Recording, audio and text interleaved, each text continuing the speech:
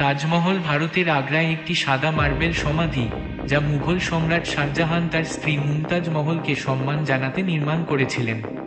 এটি একটি UNESCO world heritage site এবং বিশ্বের বিস্ময়গুলির মধ্যে একটি হিসাবে বিবেচিত হয়। নির্মাণ। 1. নির্মাণ 1632 সালে শুরু হয়েছিল এবং 1648 সালে শেষ হয়েছিল। 2. সমগ্র কমপ্লেক্সটি 1653 সালে সম্পন্ন হয়েছিল। এবং 3. তাজমহল হাজার হাজার কারিগর এবং কারিগর দ্বারা নির্মিত হয়েছিল। বৈশিষ্ট্য।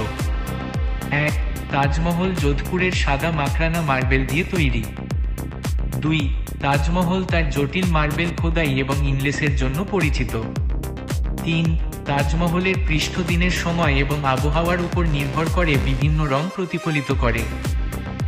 4. তাজমহল আনুষ্ঠানিক বাগান এবং একটি ক্রেনেলেটেড প্রাচীর দ্বারা বেষ্টিত।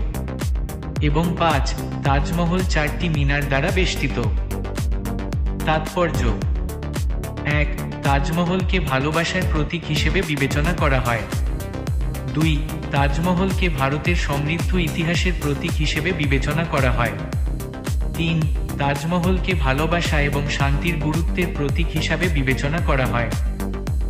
এবং 4. তাজমহলকে মুঘল স্থাপত্যের একটি মাস্টারপিস হিসাবে বিবেচনা করা হয়। অবস্থান। তাজমহল উত্তরপ্রদেশের আগ্রায় যমুনা নদীর দক্ষিণ তীরে অবস্থিত।